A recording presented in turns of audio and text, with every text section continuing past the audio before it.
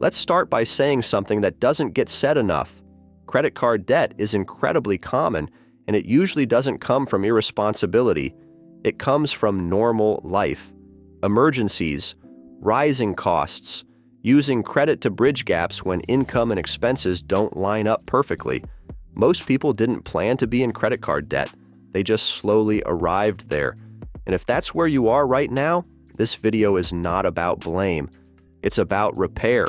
In this video, we're going to go deep into how to pay off credit card debt in a way that's realistic, structured, and sustainable.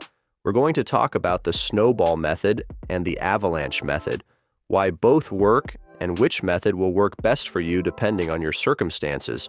We'll also touch on how paying off debt affects your credit score and your financial life long term. Debt payoff isn't a one-size-fits-all problem. It's part math, part behavior, part mindset, and if you want lasting results, you need all three. Before we get into it, if this kind of content helps you, take a second to like the video and subscribe. This channel is all about personal finance and financial freedom, teaching money systems that actually work in real life. If that interests you, hit the subscribe button so you don't miss future videos. All right, let's slow this down and do it properly. First, let's talk about why credit card debt feels so heavy. Credit cards are designed to be frictionless on the way in and painful on the way out. Swiping is easy. Interest is invisible.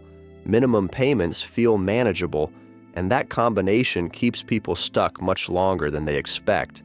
When it comes to tackling credit card debt, most people choose either one of two methods, the snowball method or the avalanche method. The difference between them comes down to which will best motivate you to stay on track. The debt snowball is focused on giving you a psychological boost, while the debt avalanche is all about the numbers. There are pros and cons to both approaches, but it's important to understand why just making minimum payments on a credit card will keep you trapped in a cycle of debt. When you only pay the minimum, you're not really paying down debt. You're renting it. Banks design minimum payments to keep cards alive while collecting interest for as long as possible. That doesn't make you foolish. It means you're playing a game that wasn't designed for you to win by default. So the first shift is this: debt payoff requires intention, not hope and not motivation alone. Before choosing a method, there are a few non-negotiables. The first is stopping the bleeding. If you're actively paying down debt while still adding charges, you're undoing your own progress. This doesn't mean you can never use a credit card again. It means you need a temporary pause.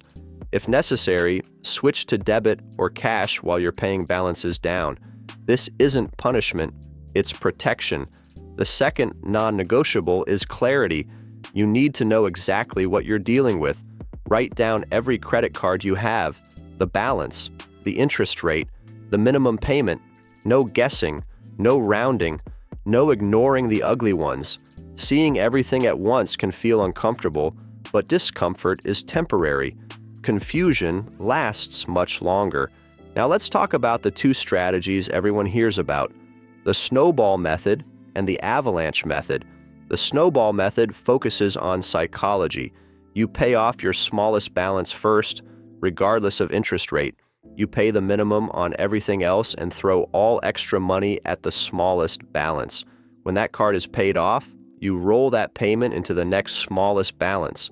The snowball method is likely best for someone who needs encouragement to start and stick with their debt repayment plan and finds it motivating to see their debt paid off card by card.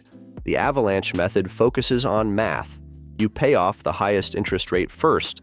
Again, minimums on everything else, extra money toward the card, costing you the most in interest.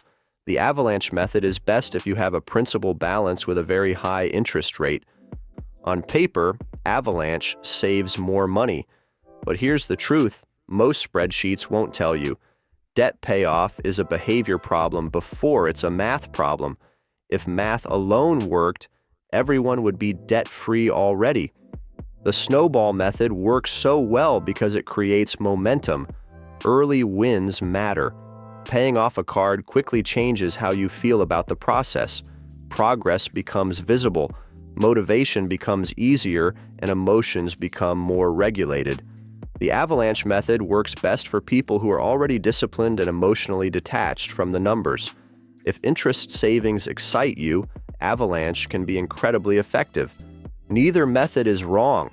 What's wrong is not committing to either one because you're stuck trying to optimize. Now let's talk execution, because this is where people get stuck. Regardless of which method you choose, the structure is the same. Missing payments destroys credit and slows progress. You direct every extra dollar toward one card at a time, not all of them. 1. Extra money can come from cutting expenses, increasing income, redirecting spending, or even just being more intentional with cash flow. This doesn't have to be dramatic. Small, consistent payments matter. When one card is paid off, you roll that payment into the next card. This is where the strategy compounds. Now let's talk about interest more deeply. Interest is the silent killer of momentum. The longer a balance sits, the more expensive it becomes. This is why consistency beats intensity. One huge payment followed by burnout doesn't work as well as steady progress month after month. Every dollar you pay down reduces future interest. Even if it feels slow at first, the math starts working in your favor over time. Now, let's connect this to your credit score. Paying off credit card debt is one of the most effective ways to improve your credit score. Why? Because credit utilization drops. Credit utilization is one of the most powerful factors in your credit score. It measures how much of your available credit you're using. As balances go down, utilization goes down. And when utilization goes down, scores often go up, sometimes faster than people expect. Another benefit is improved payment consistency. Fewer balances mean fewer chances to miss payments. Now let's address a common question. Should you close credit cards after paying them off? In most cases, no. Closing cards reduces your available credit and can shorten your credit history, both of which can hurt your score. If a card has no annual fee and doesn't tempt you to overspend, keeping it open is usually beneficial. Use it occasionally for a small purchase and pay it off in full to keep it active. Now let's talk about balance transfers. Balance transfers can be powerful if used correctly. A 0% introductory APR gives you breathing room to pay down principal faster, but they are not magic. Balance transfers only work if you stop using the original cards and have a clear plan to pay the balance off before the promotional period ends. Otherwise, you just move the problem elsewhere. Now let's talk about the emotional side of debt. Debt often carries shame. People avoid looking at it, avoid talking about it, avoid opening statements. But avoidance is expensive. It also delays progress. Facing the problem doesn't make the situation worse. It gives you control. Progress doesn't come from beating yourself up about past decisions. It comes from building better systems going forward. There will be months where progress feels slow. That doesn't mean it's failing. Now let's clear up some myths. You don't need to pay off all debt at once to see progress. You don't need to live miserably to pay off debt. And you don't need to feel guilty for using credit in the past. What matters is what you do next. Credit card debt is not a moral failing. It's a financial situation that requires structure, consistency, and patience. Snowball or avalanche both work when applied consistently. Pick a method, commit to it, track progress, adjust when needed. If you stay consistent, the debt will disappear, and when it does, your money finally starts working for you instead of against you. If this video helped you see debt payoff more clearly, make sure to like the video and subscribe for more content on personal finance and financial freedom. I'd greatly appreciate it. Thanks for watching, and I'll see you in the next one.